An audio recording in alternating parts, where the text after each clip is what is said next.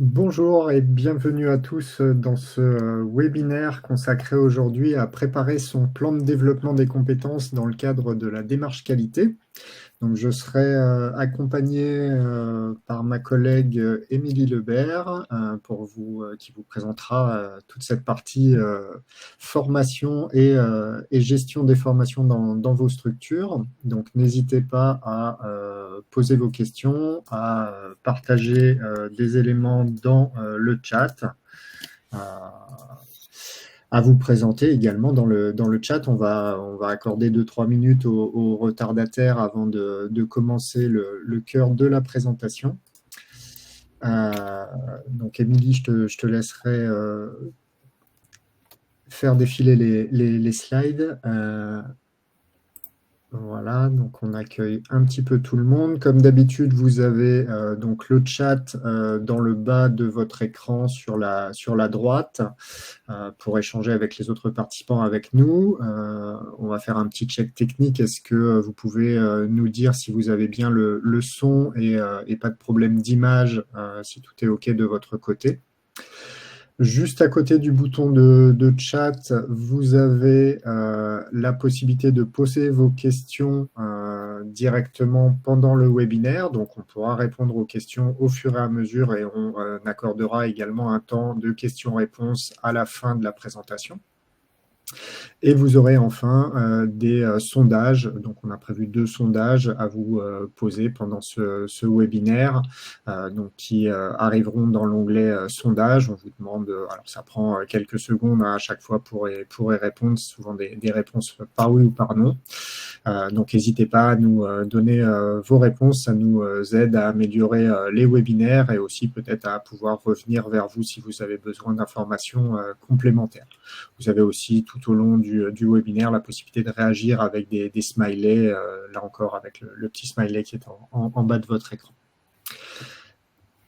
Émilie, on va pouvoir passer à la slide suivante. Voilà, donc Émilie, tu es responsable de formation et de relations clients chez Qualité Val Entreprise. Donc, tu es responsable du centre, enfin de notre l'OF. organisme de formation. Oui. Voilà, de l'organisme de formation. Et je suis donc Antoine Maître, responsable du développement du logiciel Qualité Val. Vous avez l'habitude de me voir sur les différents webinaires. Donc, au sein de notre société, on propose 2 types d'activités. C'est la slide suivante, Émilie. 2 types d'activités. D'une part, donc le logiciel QualitéVal, qui est un logiciel de management de la qualité et des risques que la plupart d'entre vous connaissez et utilisez. Et donc, notre organisme de formation qui sera au cœur du webinaire du jour et où je laisserai bien sûr Émilie vous présenter plus avant les différentes propositions qu'on peut vous apporter autour de la formation et de l'accompagnement métier, en plus évidemment de la formation au logiciel qui peut toujours être dispensée évidemment.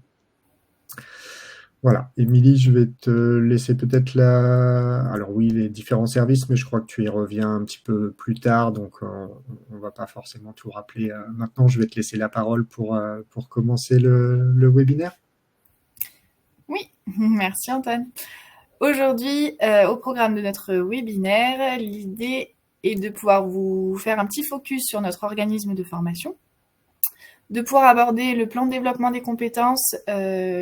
Qu'est-ce que le plan de développement des compétences, même si je pense que tout le monde est à jour là-dessus, mais voilà, revoir un petit peu l'intérêt, vous donner 5 clés de préparation de ce plan de développement des compétences et faire le lien évidemment avec tout ce qui relève des critères impératifs et du référentiel HAS.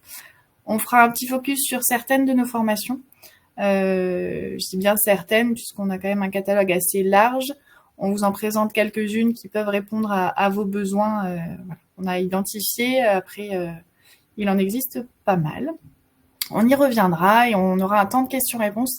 Alors, n'hésitez pas, dans l'onglet en bas de votre écran, à poser des questions directement tout au long du webinaire. Vous n'êtes pas obligé d'attendre ce temps de questions-réponses. On se fera un plaisir de pouvoir répondre à vos interrogations et à vous proposer des éléments d'éclairage.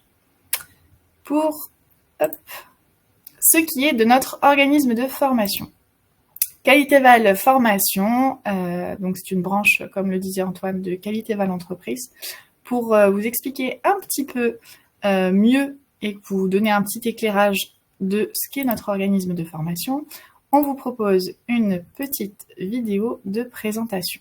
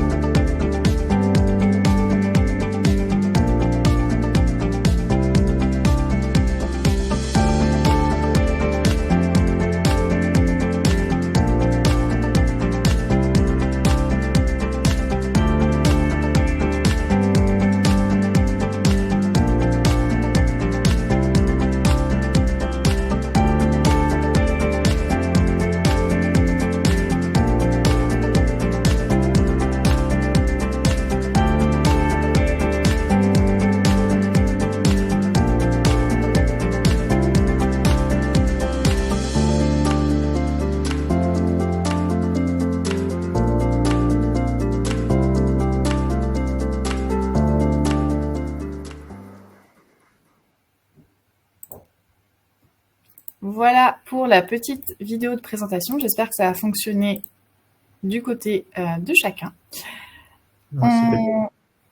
Nickel. Je vois les bonjours notamment de Madame Robert depuis l'Aveyron. Bonjour à tout le monde. Et je vois que nous sommes au complet. Parfait. Donc, comme vous l'avez vu, notre organisme de formation travaille principalement sur 5 axes. Tout ce qui va relever des formations autour du secteur et du champ du vieillissement, tout ce qui va relever du secteur du handicap, toutes les formations en lien avec la qualité pour différents domaines. On y reviendra tout à l'heure sur la présentation sur le focus des formations en lien avec le management et évidemment des formations en lien avec notre logiciel Qualitéval. Pour tout ce qui est prise en main, utilisation, gestion des différents modules, etc. Pour vous donner un petit ordre d'idée, on a sur notre organisme de formation un taux de satisfaction qui est de 90% pour les participants, les stagiaires. Et aujourd'hui, on est aussi, par rapport à notre certification et à notre démarche qualité, on cherche aussi la satisfaction de nos clients et de nos formateurs. Donc, nos clients et nos formateurs sont satisfaits à 92% actuellement sur cette année 2023. Donc, vous l'avez vu, différentes thématiques de formation. On pourrait se dire que Qualitéval Formation a à sa disposition des formateurs attitrés. Notre choix, c'est de travailler uniquement avec des formateurs qui sont indépendants. Le choix s'explique très facilement. Nous sommes sur un secteur du médico-social, du social, qui se veut très précis dans les différents domaines. Et on préfère aller choisir des professionnels de terrain ou des formateurs qui sont expérimentés et qui sont spécialisés dans leur thématique pour pouvoir vous proposer des formations les plus en lien avec la réalité de terrain et la réalité, votre réalité. Voilà pour ce qui est de notre organisme et de nos choix quant à notre gestion. Un petit focus, une petite présentation de notre catalogue en ligne. L'idée étant de pouvoir... hop, on va voir si ça fonctionne. Oui, ça fonctionne. Hop. L'idée étant donc de pouvoir un petit peu vous montrer à quoi ressemble notre catalogue. Pour certains d'entre vous, vous y êtes certainement allés. Pour d'autres, n'hésitez pas à vous rendre. Donc, si vous allez sur notre site internet ou dans Google simplement, vous tapez Qualitéval Entreprise ou Qualitéval Formation. Et vous allez retrouver dans la partie formation ce catalogue. Il se présente avec donc différents coloris qui représentent nos 5 axes présentés tout à l'heure. Je vais vous faire un petit focus juste par rapport aux catégories pour pouvoir rechercher plus spécifiquement par thématique, vous pouvez aller dans parcourir les catégories, management, vieillissement, qualité, handicap, logiciel. Donc, par exemple, si je vais sur qualité, je retrouve tous mes programmes en lien avec la qualité. Et vous voyez sur nos programmes qui viennent de sortir, ou qui sont sortis du moins dans les mois qui ont précédé, vous avez le petit onglet nouveau qui vous alerte et vous permet d'aller visualiser un petit peu nos nouveautés. La petite particularité, c'est qu'on a dans notre catalogue de formation, on a ici une 60aine de formations qui vous sont proposées, mais on va dire qu'on a un panel plus large dans le sens où ce sont nos bases et on souhaite au maximum vous proposer des formations sur mesure, des formations qui se rapportent aux besoins vraiment spécifiques. Donc une formation qui sera sur l'accompagnement des personnes âgées, on ira chercher exactement vos besoins et faire le lien par rapport à ce qui est attendu. Et évidemment aux objectifs fixés dans votre plan de développement des compétences. Donc si je clique sur un programme, par exemple le premier, on va pouvoir effectivement, hop, je me mets sur le tarif qui peut vous parler pour le coup. Vous allez retrouver le titre de la formation, vous allez retrouver la modalité, est-ce que la formation est en présentiel ou en distanciel, l'accessibilité. Toutes nos formations sont accessibles aux personnes en situation de handicap. L'idée étant juste de pouvoir nous signaler la situation et de pouvoir trouver un arrangement facilitateur. La durée de formation à chaque fois en heures et en jours. Et vous avez une idée de tarif quand vous allez sur le petit onglet entreprise. Le programme de formation se trouve au complet avec l'ensemble des objectifs. Vous retrouvez aussi le profil des bénéficiaires. Alors pour le coup, ça va être les professionnels généralement du médico-social et du social. Les prérequis vous seront indiqués. Suivant les formations, il n'y a pas forcément de prérequis. Pour d'autres formations, suivant ce sont des formations avec des modules notamment, on vous demande d'avoir suivi le premier module, etc., etc. Vous retrouvez en détail le contenu de la formation. Le contenu de la formation, si vous ouvrez les petits onglets, vous avez l'ensemble des éléments. L'équipe pédagogique qui va intervenir en tant que formateur, à qui est-ce qu'on fait appel, et ensuite tout ce qui va relever des modalités et des techniques pédagogiques qui peuvent notamment vous intéresser dans le cadre de votre plan de développement des compétences.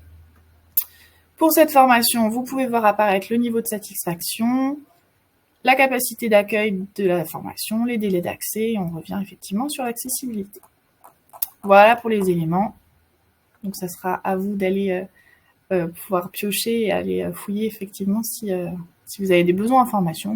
Ou voilà. Vous pouvez bien sûr faire une recherche dans la barre d'outils si vous avez envie d'une formation sur la diversité. Je tape diversité et bien sûr ça m'apporte une formation sur la diversité.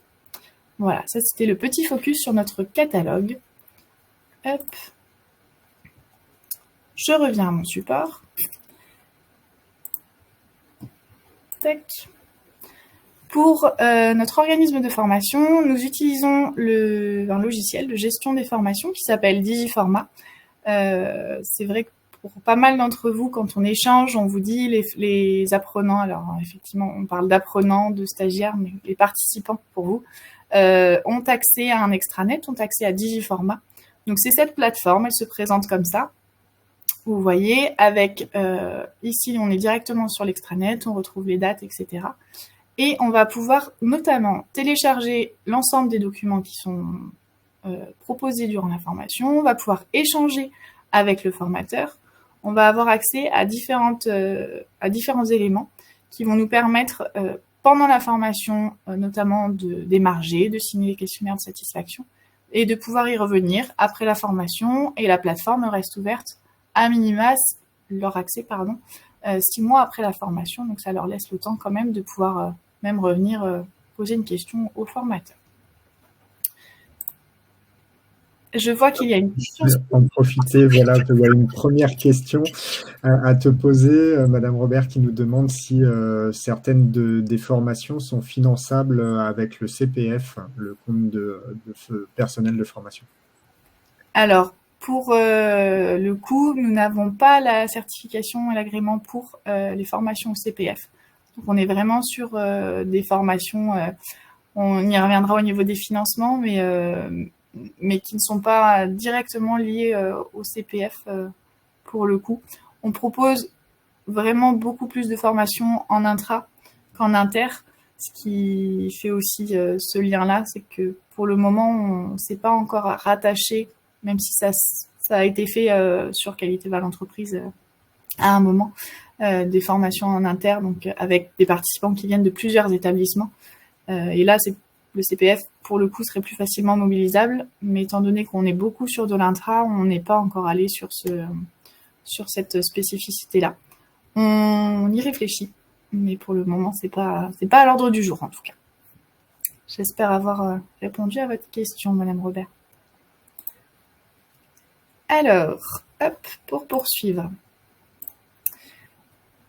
Digiformat est un outil, effectivement, pour nous de communication. Avec le client, alors on sera plus par mail avec l'interlocuteur qu'on appelle client, mais effectivement, les participants seront plus sur Digiformat. Par contre, on utilise d'autres outils de communication et là, on vous invite, si ce n'est pas déjà le cas, à nous suivre et à vous abonner.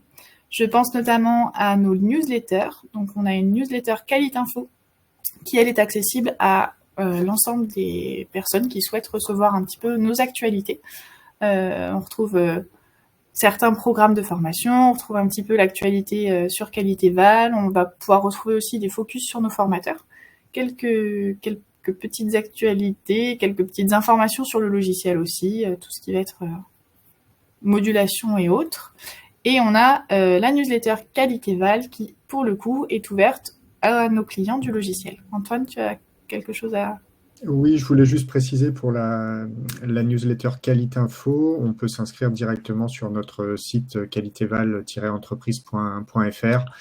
Effectivement, l'autre newsletter Qualitéval est réservée aux clients du logiciel. Parfait, merci. On vous invite également, pour celles et ceux qui ont une page LinkedIn, à nous rechercher sur LinkedIn, Qualité Val Entreprise. Vous aurez les actualités et notamment des petits documents et des petits flashs communication. Pour nos clients, bien sûr, vous retrouvez l'ensemble des replays des webinaires, toutes les petites vidéos d'aide et de démonstration sur le centre d'aide. Donc voilà, n'hésitez pas à vous rendre sur ces différents... du moins, vous inscrire pour recevoir l'ensemble de ces informations. Concernant le plan de développement des compétences, rentrons dans le vif du sujet. Je regarde en même temps, de rien, Madame Robert. Comment bien préparer son plan de développement des compétences tout en répondant aux critères impératifs attendus lors de l'évaluation externe.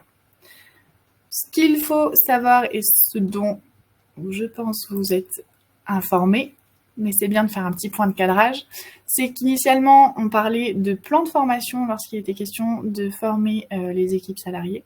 Suite à la réforme du 1er janvier 2019, on parle maintenant de plan de développement des compétences. Alors, ça a changé quand même un aspect sur tout ce qui est prise en charge de la formation, et on a aussi eu des modifications sur tout ce qui relève des financements notamment. Par rapport, j'y reviendrai, mais aux entreprises de plus ou moins 50 salariés. Il faut savoir que votre plan de développement des compétences, c'est un outil et un levier important alors pour l'employeur, pour le service RH, pour l'ensemble de la direction de la structure. Ça permet vraiment de donner un axe de travail et de progression, de fixer un petit peu... certaines règles de performance, si je puis utiliser le mot. Pourquoi est-ce qu'on parle de compétences ? Et qu'est-ce qu'une compétence ? Il faut savoir donc que la compétence, c'est la mobilisation de ses propres ressources, mais également de celles de son environnement. On va sélectionner ces informations de manière pertinente, suivant les situations, pour pouvoir adapter et exercer notre activité.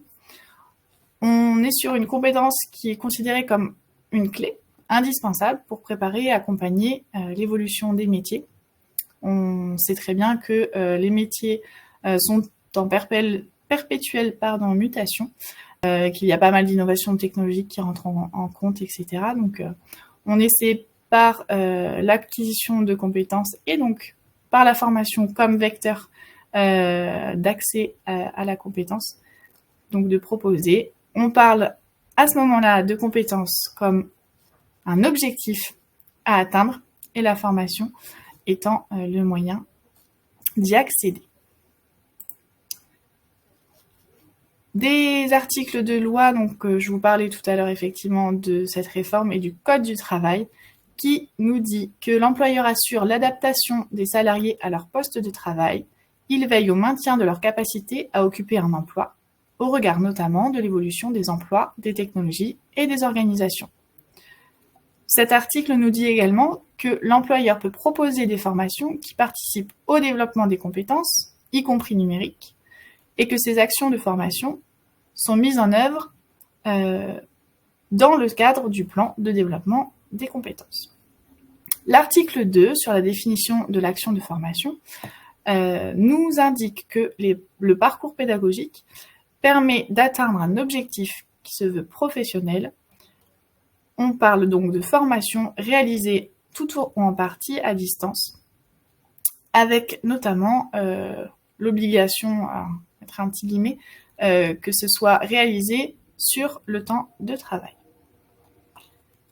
L'article L 6312-2 nous donne l'information également que l'action de formation, elle peut prendre différentes formes. Elle peut être en présentiel, en distanciel. On peut aussi parler de tutorat, on peut faire rentrer des séminaires, des situations d'alternance. Le plan de développement des compétences est un peu plus élargi par rapport au plan de formation initialement abordé. Votre plan de développement des compétences peut contenir des formations, contenir des formations obligatoires au vu de la loi et des décrets, notamment les articles que nous venons de voir du Code du travail, mais aussi des formations qui ne sont pas obligatoires. Et tout ça dans un but de développer votre structure et d'apporter une plus-value effectivement à vos équipes. J'en viens aux 5 petites étapes clés et aux 5 petits outils qu'on vous propose aujourd'hui sur comment élaborer son plan de développement des compétences de manière à pouvoir répondre à ces formations dites obligatoires et aux formations qui ne le sont pas forcément. Je parlais tout à l'heure des différentes formations possibles. Les bilans de compétences et tout ce qui va relever des VAE, donc des validations des acquis et de l'expérience, rentrent également dans ce plan de développement des compétences. Première petite astuce et premier point, l'idée c'est de savoir quels sont vos besoins en interne. Quels besoins ont été identifiés par vos collaborateurs, par l'ensemble des équipes, et comment est-ce qu'on recueille ces besoins. Donc, on nous dit que le premier point est de définir mes objectifs en fonction des besoins récoltés. L'identification de ces besoins dans ma structure, elle se fait au niveau de la direction et au niveau, effectivement, on le verra, du CSE, mais également au niveau de l'ensemble des collaborateurs. La formation étant à la croisée des chemins entre les besoins de compétences issus donc, de vos choix stratégiques et des soins individuels, le recueil va relever donc d'une double approche, comme je le disais.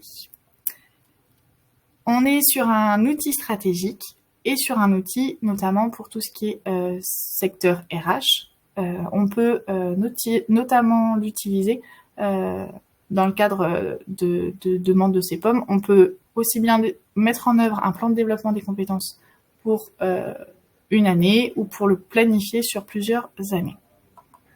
Sachant qu'un plan de développement des compétences est normalement rodé, mais qu'il peut bien évidemment être amené à être modulé en fonction de ce qui se passe au sein de la structure, de potentiellement nouvelles technologies, nouveaux outils de travail qui sont proposés.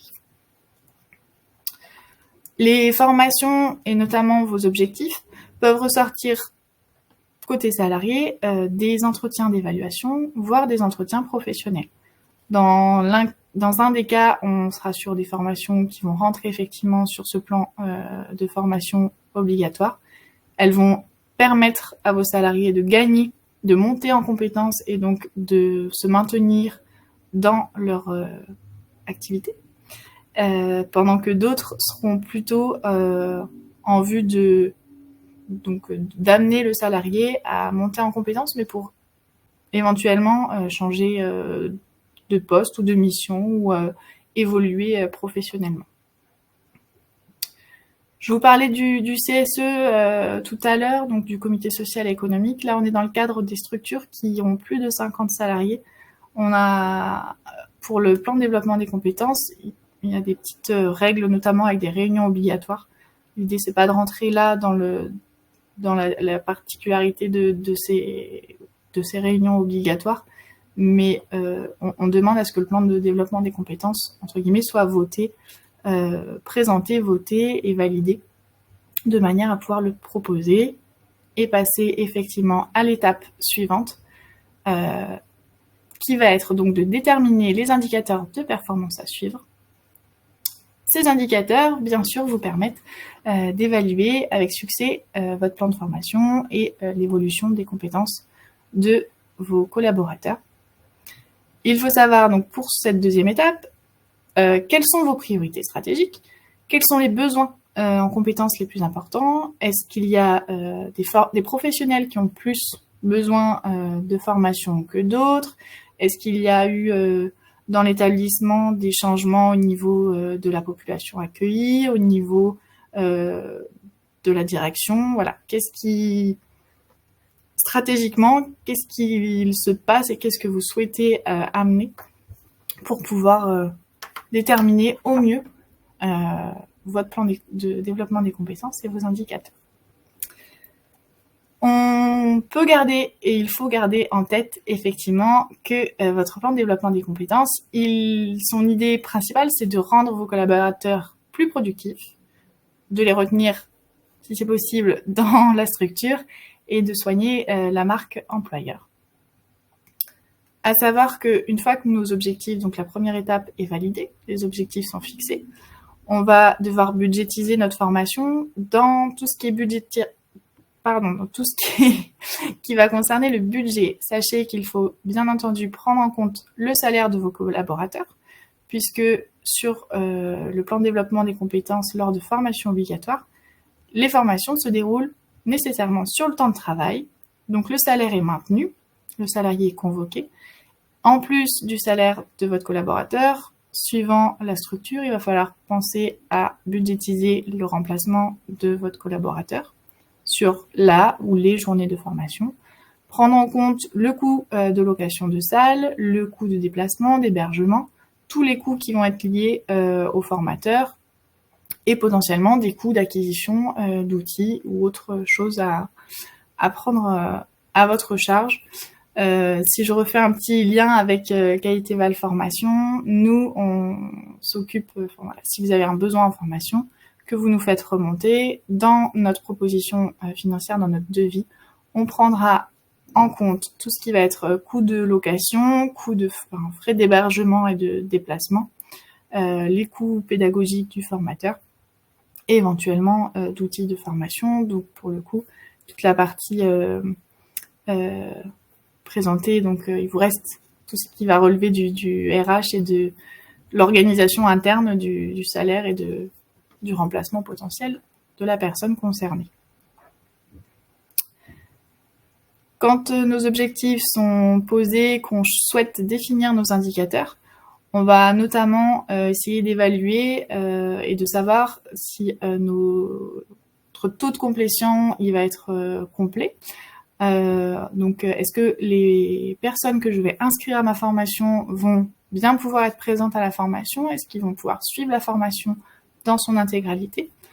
Mon taux d'engagement des apprenants, ça aussi on va voir dans la partie, dans l'étape 4, comment est-ce qu'on communique sur son plan de développement des compétences, comment on suscite l'engagement de nos collaborateurs de manière à être efficient sur ces formations. On va bien sûr essayer de pouvoir identifier le nombre de personnes qu'on souhaite former et les objectifs, les compétences que l'on souhaite viser. C'est vrai que nous, quand vous nous appelez pour un besoin en formation, on va vous envoyer à chaque fois, systématiquement, une fiche qu'on appelle « Identification des besoins ». Cette fiche va nous permettre de reformuler et de vérifier effectivement que le programme auquel on a pensé, ou du moins les informations que nous, on a intégrées, collent bien avec vos besoins réels et avec les besoins de vos collaborateurs. Pour l'étape d'après, on va être sur tout ce qui concerne les modalités de formation. Pensez à bien varier vos modalités pour pouvoir aller au plus proche des savoir-faire et des savoir-être visés par la formation. Par cette étape, on entend que pour que votre plan de développement soit un succès, il faut donc susciter l'engagement des apprenants. Et quoi de mieux que de varier les modalités de formation pour que cela soit possible. Par modalité, on entend tout ce qui va être formation en présentiel. Donc effectivement, des formations qui sont idéales pour créer l'émulation et notamment donc il y a le face-à-face avec le formateur, mais ce qui revient beaucoup sur nos formations en présentiel par les équipes, c'est que au-delà même des objectifs de formation, on a un temps où les équipes se retrouvent, apprennent à se connaître ou du moins à communiquer, réalisent qu'elles peuvent vivre les mêmes petits bonheurs comme les mêmes difficultés. Voilà, on est vraiment sur un temps d'échange et d'apprentissage, de partage sur les formations en présentiel. On peut proposer des formations en distanciel, notamment à travers le digital learning, ce qu'on appelle le e-learning. Alors après, il existe différentes modalités. Vous allez avoir des micro-learning, vous allez avoir des mobile learning. Alors ça, c'est un petit peu spécifique. Mais voilà, entre organismes de formation, on maîtrise ces modalités, alors plus ou moins. Nous, le e-learning, on commence à s'y mettre, on commence à proposer des modules. Pour le coup, il reste encore pas mal de choses à faire pour notre part, en tout cas de ce côté-là. Mais on y travaille et on a envie de pouvoir, nous aussi, vous proposer différentes modalités. Dans les modalités existantes, j'ai oublié de vous parler du mentorat, ou tout ce qui va relever du coaching employé. Alors ça, on sait que la demande, elle est croissante, notamment sur vos structures. L'idée étant de vous apporter un intervenant qui va suivre vos équipes et qui va pouvoir les driver ou du moins les coacher, les accompagner tout au long d'une journée, d'une semaine, voilà, et de pouvoir potentiellement faire soit un état des lieux, soit des régulations en fonction des situations vécues. Et on va avoir tout ce qui, dans les autres modalités, tout ce qui relève des actions de formation en situation de travail. On est vraiment sur de l'immersion. Pour les modalités, je vous parlais tout à l'heure de tout ce qui est intra et inter. On peut avoir des formations qu'on va appeler inter. Donc ça va être des formations où les salariés s'inscrivent, sortent, entre guillemets, excusez-moi, de la structure et vont rencontrer d'autres salariés, d'autres structures sur une thématique donnée. Les formations en intra, nous allons être sur des formations où là, vous nous faites appel donc à nous, par exemple, en tant qu'organisme de formation, et on va vous proposer une formation qui sera adaptée pour 10 personnes, 12 personnes, en fonction de la thématique, de la durée, des exercices prévus. On vous proposera un nombre limité de places, mais pour autant, on sera en mesure de vous proposer une formation pour les salariés de votre structure. Et une autre modalité qui est les formations en interne.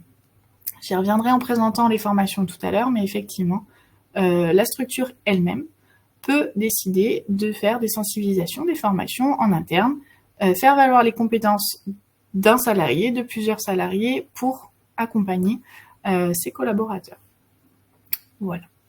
Pour tout ce qui va relever des modalités, n'hésitez pas aussi, quand vous sollicitez un organisme de formation, sur les programmes de formation, vous avez les modalités qui apparaissent, je vous le montrerai sur le catalogue tout à l'heure, mais vous avez aussi tout ce qui va être technique pédagogique utilisée. Vérifiez au passage qu'il y ait plusieurs modalités, plusieurs techniques, les formations avec le sachant qui va délivrer la bonne parole, qui va parler pendant une journée entière, ça, je ne dirais pas que ça n'existe plus, mais ça vient en tout cas à beaucoup moins être mis en œuvre. On travaille notamment avec nos avec nos formateurs, bien qu'ils soient tous externes et donc indépendants.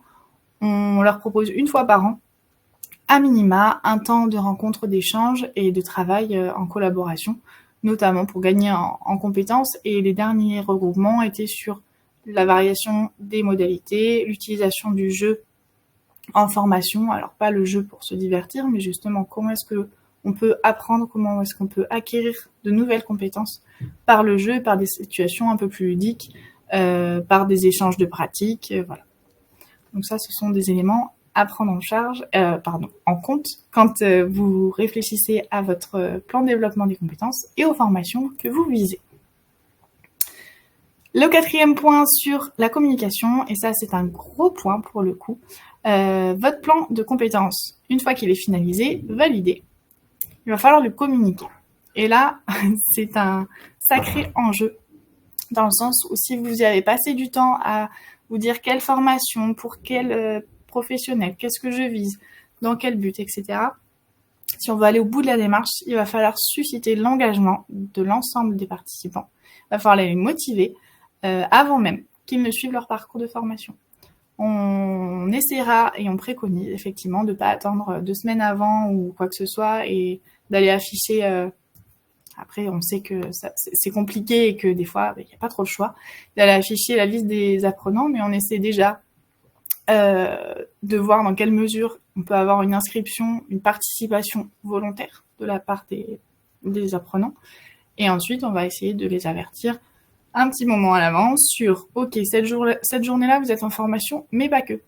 Vous êtes en formation, mais voici le programme de formation, voici les objectifs visés, et dans quelle mesure et pourquoi vous les avez sollicités pour aller suivre cette formation si de même ils n'y seront pas inscrits. » Il faut vraiment valoriser la formation. On l'entend beaucoup, et je l'entends beaucoup sur des retours notamment des formateurs et des clients qui me disent comment est-ce qu'on peut valoriser la formation, puisque pour certains salariés, aller en formation, ça veut dire remettre en cause leurs compétences.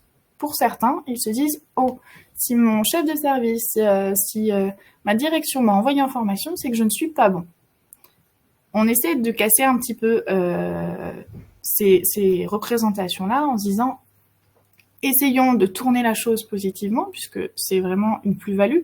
C'est pas de mettre le doigt sur quelque chose qui ne va pas, mais c'est vraiment de se dire « Ok, vous avez un bagage, mais nous, on essaie de vous apporter des éléments supplémentaires à ce bagage pour pouvoir monter en compétence, pour pouvoir être peut-être plus efficace, pour pouvoir être peut-être moins stressé, moins fatigué, pour pouvoir communiquer encore plus favorablement avec le reste de l'équipe. » Voilà sur ce point qui pour moi me paraît très important, effectivement. Encore une fois, on a bien conscience que vous n'avez pas forcément toujours le temps de prendre le temps de faire toutes ces étapes, ou du moins d'aller rencontrer chaque salarié, de pouvoir communiquer les éléments. On a bien conscience que vous faites au mieux pour l'ensemble de vos équipes. Voilà pour ces éléments concernant cette étape 4. Pour l'étape 5, on sera sur tout ce qui va relever des évaluations. Ok, j'ai défini mes objectifs, j'ai défini mes indicateurs, je me suis ensuite plongée sur les modalités, j'ai communiqué mon plan de développement des compétences et donc mes parcours de formation, qu'est-ce que je vise, pourquoi, à qui. Une fois que le parcours sera réalisé, et même en amont d'ailleurs de la réalisation, c'est comment est-ce que j'évalue, comment est-ce que je peux dire si mes objectifs ont été atteints et si mes collaborateurs ont effectivement gagné en compétences et dans quelle mesure ces compétences sont applicables, utilisables au quotidien, et dans quelle mesure ils peuvent les réinvestir. Ça, c'est tout l'enjeu de cette dernière étape.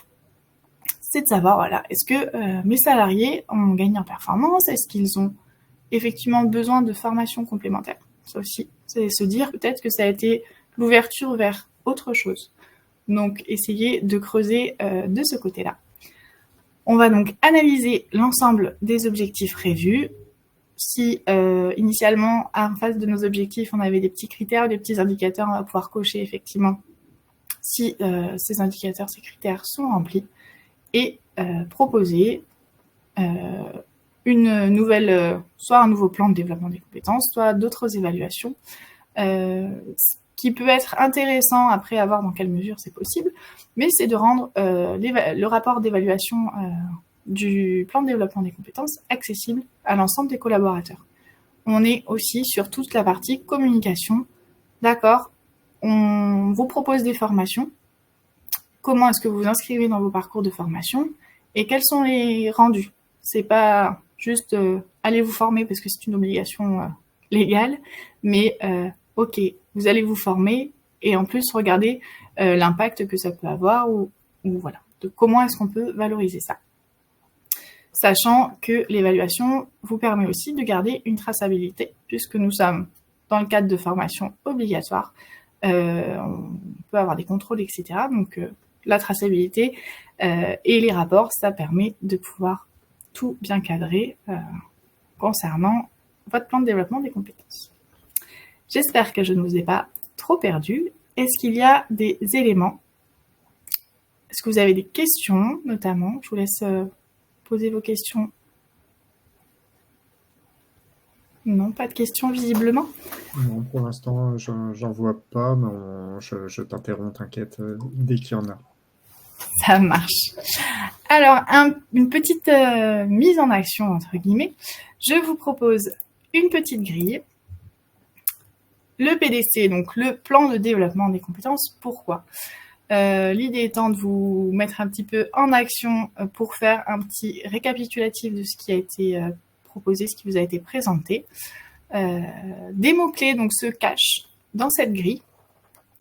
Et l'idée, et je vous invite dans le chat à notifier les mots que vous avez pu repérer. Donc votre petit indice, c'est qu'ils sont au nombre de 11. Les mots dans cette grille font écho à ce qui va relever effectivement du plan de développement des compétences. Pourquoi? Quel intérêt en fait? Pourquoi est-ce que je propose des formations? Est-ce que ça a un intérêt déjà? Parce que certains peuvent peut-être ne pas y avoir d'intérêt. Et qu'est-ce que j'y gagne? Voilà, globalement. Donc je vois que Madame Robert est en train d'écrire. N'hésitez pas les autres à nous faire vos propositions. Même si vous voyez qu'un seul mot, au moins ça permet de faire le lien aussi et de voir que on ne vous a pas perdu jusqu'ici. Voilà, on va laisser une minute ou deux pour que vous puissiez participer dans le chat. Donc, n'hésitez pas, oui, à renseigner vos mots. Alors, évitez de remettre les mots qui ont déjà été indiqués par d'autres. Mais voilà, on a une réponse assez complète de Madame Robert. 1, 2, 3, 4, 5, 6, 7, 8, 9 mots trouvés déjà. Madame Debré qui nous parle, donc qui nous en partage 3, pardon. Est-ce que dans nos participants, quelqu'un d'autre? Madame Gallet, Madame Amira peut-être? Madame Michaud, Madame Grelot?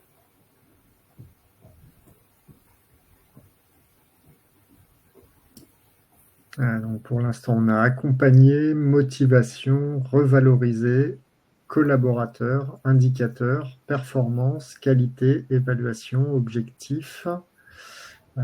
Qu'est-ce que j'aurais loupé? Motivation, c'était déjà. Communiquer. Je crois qu'on les a presque tous. Hein. Allez, super. Je vous propose la petite lecture, effectivement, de la grille.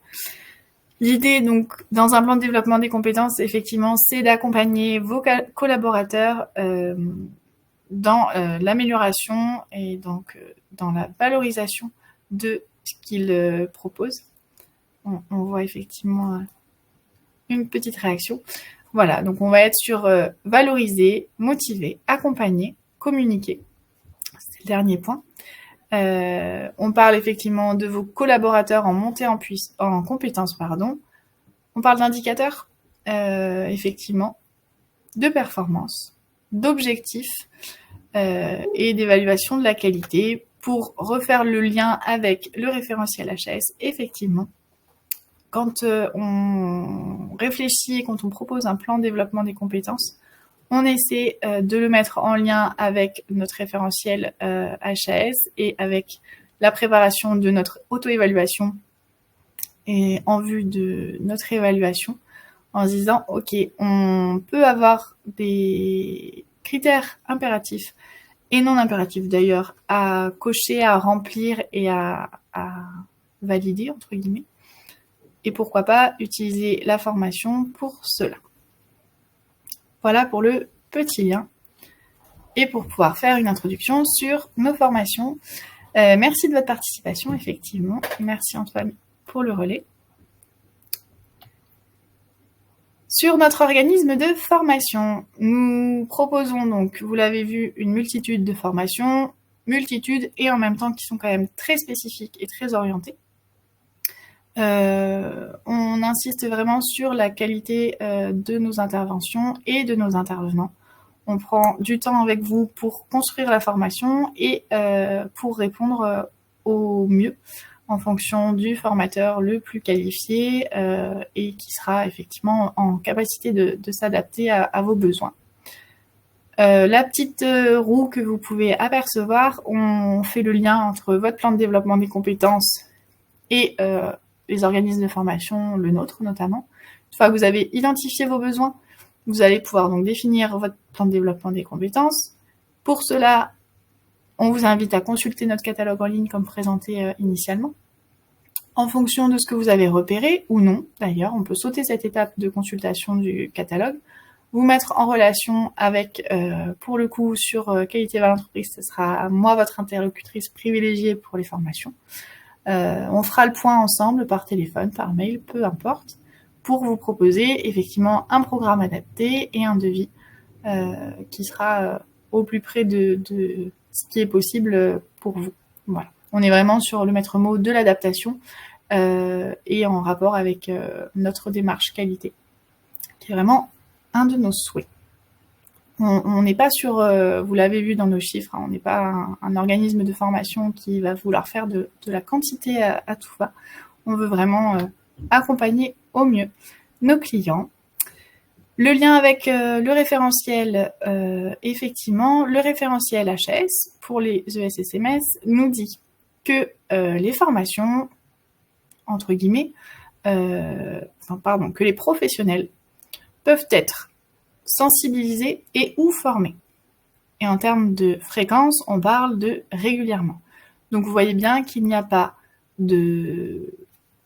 d'obligation de formation. On est vraiment sur une invitation à la formation pour pouvoir répondre aux critères, pour pouvoir améliorer et rentrer donc dans votre démarche qualité, améliorer la pratique des professionnels au quotidien. Pour les thématiques, le référentiel nous en donne 14. L'idée là, c'est pas de toutes les référencer, mais voilà, sachez que ça aussi, nous on peut vous apporter les réponses concernant ces 14 thématiques, faire le lien, vous allez voir qu'on fait des petits focus juste après. On a notamment 2 thématiques qui sont spécifiques aux ESSMS, notamment sur toute la question des traitements médicamenteux, du circuit du médicament, etc.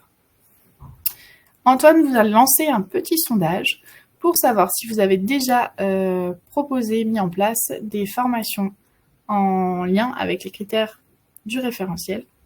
N'hésitez pas à y répondre dans la partie sondage. Je vais vous laisser un petit temps. Hop.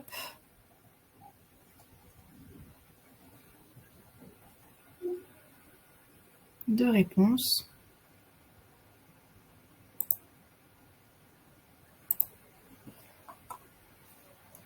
C'est en bas à droite. Hein. Vous avez la partie chat, la partie questions et la partie sondage.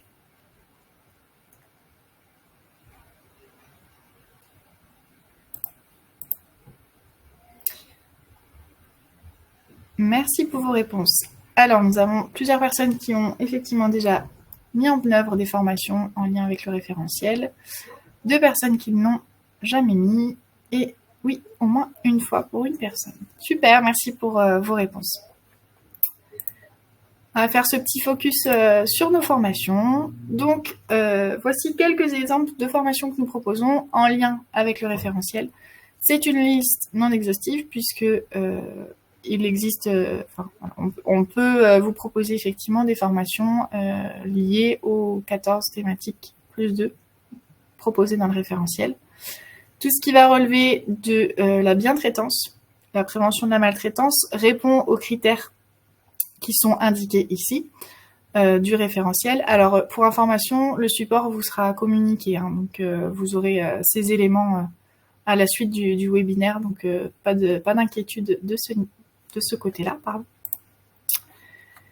On va avoir tout ce qui va relever des risques professionnels, la prévention de ces risques, tout ce qui va relever de la question des droits de la personne accompagnée, également du pouvoir d'agir. On parle de plus en plus d'autodétermination notamment. Donc là, on va être sur le critère 1.2.7 et 2.1.3 et l'analyse des traitements, des plaintes et des réclamations.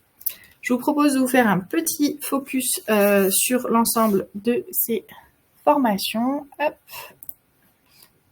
Donc, pour tout ce qui va relever de la question de la bientraitance, je vous renvoie déjà dans un premier temps au webinaire du 23 mai, où on avait vraiment détaillé ce programme de formation, où on avait échangé sur ce programme et sur cette formation, pardon.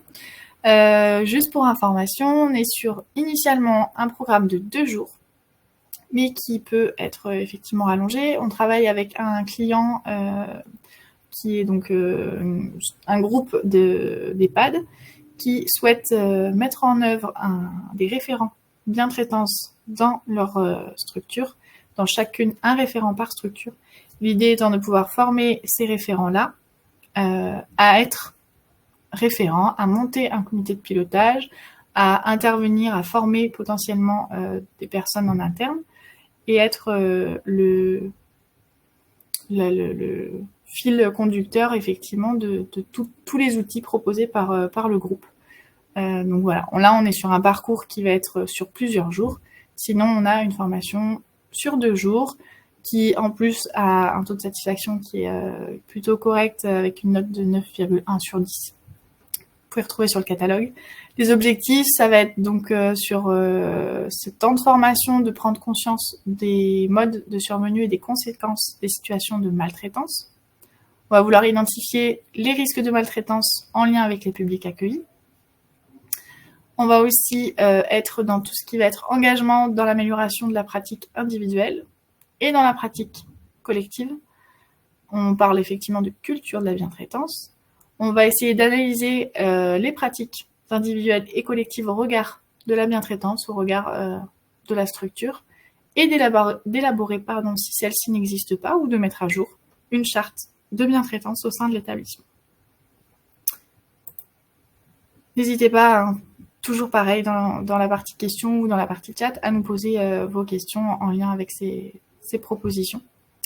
Sur la prévention des risques professionnels, on est ici aussi sur une formation qui est initialement prévue sur 2 jours, avec donc pour objectif de maîtriser tous les enjeux et le cadre législatif de prévention des risques professionnels.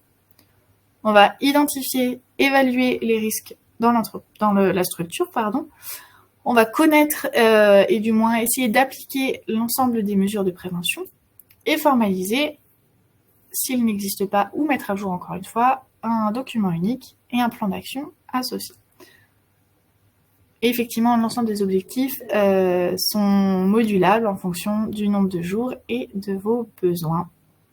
À savoir que sur cette thématique, on travaille notamment avec une formatrice qui propose en modalité de formation un escape game.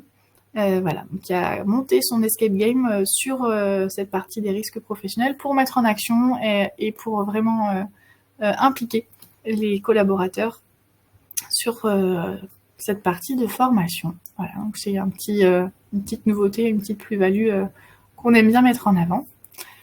sur la thématique droit de la personne accompagnée, pouvoir d'agir. De même que pour la bientraitance, le sujet a été traité lors du webinaire du 23 mai. Donc, je vous invite à revoir le replay pour les clients du logiciel. Sinon, pour information, la formation telle qu'on la prévoit, qu'on l'a préconisée sur 3 jours, soit 21 heures de formation, elle peut être accompagnée d'un module supplémentaire ou de formation complémentaire, notamment sur les modalités éducatives liées à l'autodétermination, qu'est-ce que l'autonomie, qu'est-ce que l'empowerment, etc., dans le cadre du pouvoir d'agir des personnes accompagnées.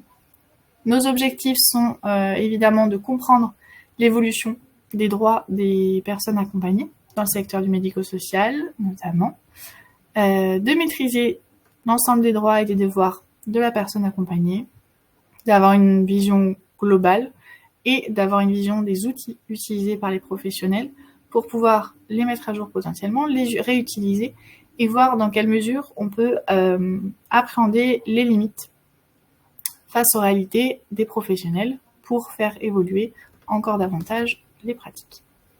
Voilà pour la formation sur la personne accompagnée. Pour la formation analyse et traitement des plaintes et des réclamations, nous sommes sur 3 jours de formation initialement prévus avec comme objectif, on analyse les causes des réclamations et les plaintes des usagers, des personnes accompagnées, des patients, voilà, pour toutes les terminologies. On identifie le parcours de la plainte ou de la réclamation dans l'établissement. Comment est-ce qu'on est arrivé effectivement à cette plainte et quelles solutions on peut apporter. Comment est-ce qu'on peut éviter que ces plaintes arrivent. Donc on va essayer de diminuer le contentieux, qu'on appelle inutile, privilégier la communication entre les acteurs, et évidemment, dans le cadre du référentiel notamment, et de votre démarche qualité, d'utiliser ces plaintes pour perpétuellement améliorer votre système de qualité. Voilà pour les formations. Je vois qu'il n'y a pas de questions entre-temps. Nous poursuivons donc sur une proposition que nous vous faisons en complémentarité des formations proposées, celle de la formation de formateurs internes. Alors pourquoi une formation de formateur interne? Je vais essayer de faire vite, je vois le temps qui défile et je sais que votre temps est précieux. La formation de formateur interne, elle est proposée sur 3 jours. Avec un taux de satisfaction qui est relativement intéressant. Les formations qu'on a pu mettre en place cette année, là, elles nous renvoient à plein de bonnes choses. L'idée de cette formation qui a pour objectif donc, de concevoir et préparer un programme de formation, animer une formation et évaluer une formation, c'est de permettre à vos collaborateurs en interne d'être formés. Tout à l'heure, on voyait les différentes modalités, formation en inter, formation en intra, et formation en interne. L'idée, c'est plutôt que d'envoyer 12 personnes, je vous parle de 12 parce qu'en général, c'est le nombre de participants sur nos formations, 12 personnes en 2024, 12 personnes en 2025, et du coup, de mettre plusieurs années à former potentiellement sur une même thématique en fonction des budgets. Je parle effectivement si on a le budget pour une formation sur la thématique à l'année, à allouer. On va mettre du temps à former l'ensemble de nos collaborateurs, alors que si on forme une personne en interne, déjà à être formateur, elle va avoir les outils pour pouvoir, et une légitimité, pour pouvoir former et accompagner ses pairs en interne. L'idée, par exemple, c'est la première année de lui faire suivre une formation de formateur interne, et ensuite, ce sera cette même personne qu'on réenverra en formation sur une thématique de bientraitance, sur une thématique de droit de la personne accompagnée. Cette personne montera elle-même en compétence sur des formations externes à sa structure et pourra, en interne, répondre effectivement aux sensibilisations ou aux formations proposées de manière régulièrement, comme le souhaite le référentiel, aux différents salariés, différents collaborateurs. Voilà pour la présentation de nos formations. Le timing est respecté. Est-ce que vous avez des questions, sachant que c'est la partie questions-réponses et qu'évidemment, on vous garde quelques minutes supplémentaires.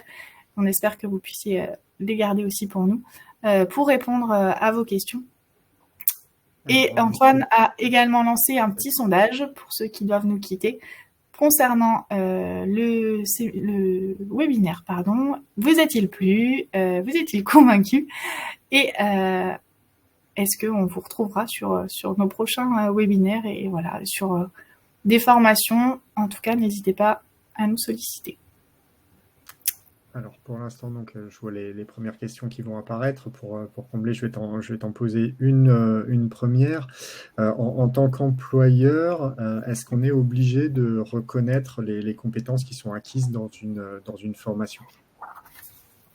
Alors, on n'a aucune obligation de reconnaître les compétences. Je parlais dans la 5e étape de comment préparer son plan de développement des compétences, de la partie évaluation. En interne, ça nous intéresse, je pense, de savoir si ce qu'on a proposé a eu des répercussions. Cependant, on n'a pas d'obligation de résultats, entre guillemets.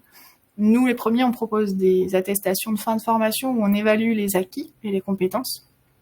Ce n'est pas parce qu'un participant a une compétence en cours d'acquisition que la personne sera sanctionnable ou qu'il faudra la renvoyer en formation. C'est juste à titre d'information, savoir elle, dans son parcours, où est-ce qu'elle en est et quelles informations on peut tirer de cette participation et de ce suivi de formation.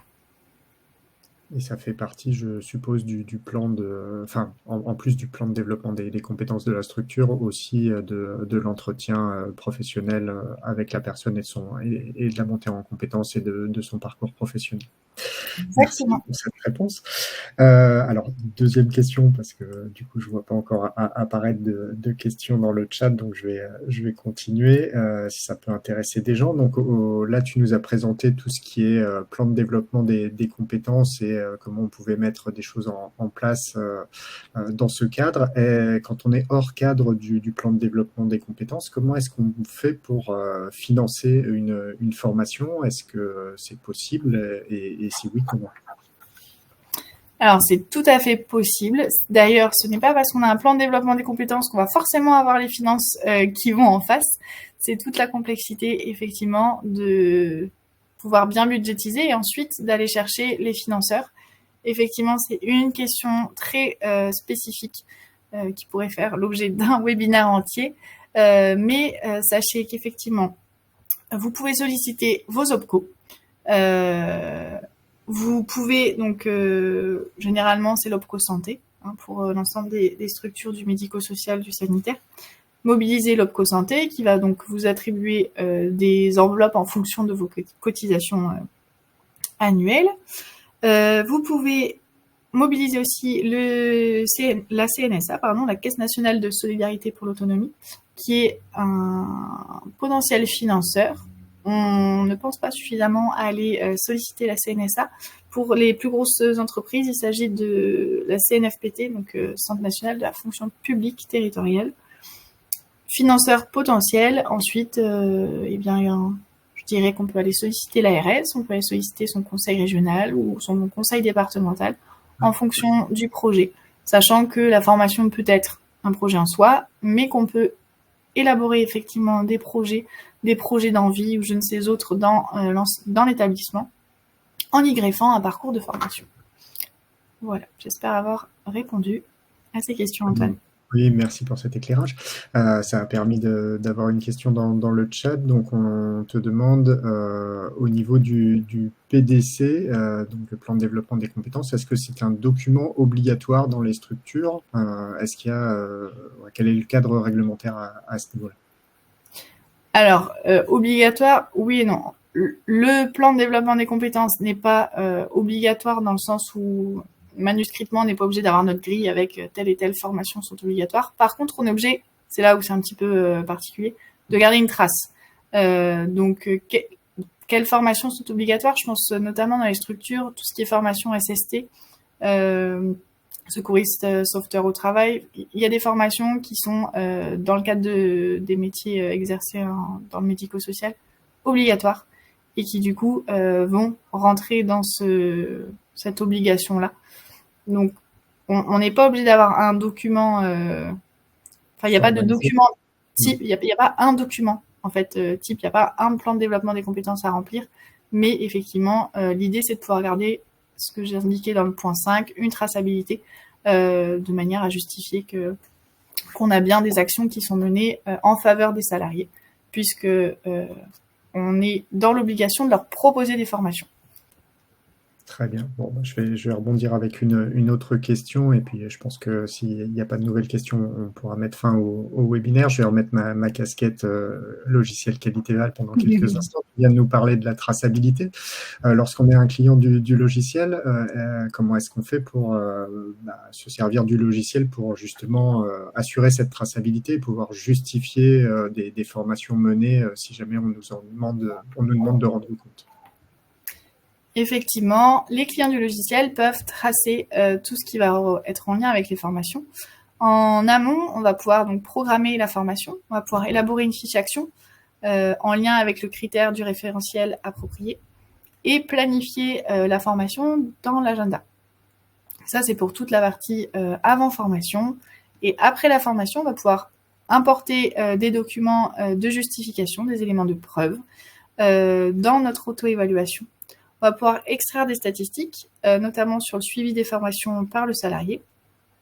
Et on pourra modifier potentiellement nos procédures en fonction de ce qui a été vu en formation et des statistiques qu'il en ressort. Très bien, merci. Alors, tu nous as présenté au début de ta présentation le catalogue qui est assez complet au niveau de l'organisme de formation. Si jamais je suis client et que j'ai un besoin de formation spécifique métier qui ne ressort pas dans ton catalogue, est-ce que je peux quand même te solliciter et est-ce que tu peux m'accompagner sur sa réalisation? Oui, évidemment. Évidemment, vous pouvez nous solliciter sur des thématiques qui n'apparaissent pas sur notre catalogue. On vous répondra clairement si on est en mesure ou non de le faire. Il y a des formations pour le coup qu'on ne peut pas proposer. On n'a pas les compétences et pas les formateurs qui sont... Voilà, chacun son domaine d'expertise pour le coup. Par contre, voilà, n'hésitez pas quand même à venir vers nous, à nous solliciter. Et en général, il y a un petit délai. Ça peut être de 3 semaines comme de plusieurs mois en fonction des formations, des possibilités, des disponibilités des formateurs. Puisque voilà, c'est ce que j'expliquais, nos formateurs sont indépendants, ils travaillent avec différentes structures, différents organismes de formation. Donc on ne peut pas les solliciter du jour au lendemain. Il y a quand même un petit process administratif à pouvoir enclencher pour chaque formation. Alors, je vais juste répondre à Madame Robert qui posait une question du coup sur ce que tu as indiqué sur le logiciel. Donc, elle demande un complément d'information et je vais y répondre directement. Comment extrait-on les statistiques des formations année après année, année par année, pardon, dans le logiciel? Donc, ça se passe dans l'onglet agenda. Si vous avez tracé vos formations dans l'agenda, vous avez dans les exports de l'agenda la possibilité de ressortir par année directement en sélectionnant le type d'événement, les formations, et après vous pouvez même être plus précis puisqu'on peut en compléter avec une sélection par personne si c'est nécessaire. Voilà. Super. Merci à tous pour toutes vos questions. On va annoncer le webinaire suivant sur la slide qui suit. Donc, on vous donne rendez-vous le 28 novembre. On va parler évaluation, on va parler notamment évaluation externe et préparation à l'évaluation externe, avec un thème qui va être au bout d'un an. Depuis un an, on a la réforme de l'évaluation menée par la HAS et on souhaitait faire avec vous un bilan, savoir comment s'étaient passées les premières évaluations, pouvoir vous donner également des retours sur la préparation de ces évaluations au sein des structures et avoir un regard d'une personne qui est intervenante à l'évaluation externe, donc qui va avoir le regard de l'évaluateur pour pouvoir vous donner voilà, tous les trucs et astuces pour vous y préparer au mieux. Donc on vous donne rendez-vous le mardi 28 à 11h comme d'habitude et vous pouvez vous inscrire dès maintenant dans le centre d'aide du logiciel. Voilà, je te remercie pour cette présentation, Émilie. Je vous remercie à tous pour votre participation dans le chat, pour vos quelques questions. N'hésitez pas à nous retrouver dans notre prochain webinaire et on vous souhaite une bonne fin de journée. On est désolé pour les quelques minutes de dépassement, mais je pense que ça en valait le coup. Voilà. Bonne journée, merci à tous. Au revoir. Au revoir.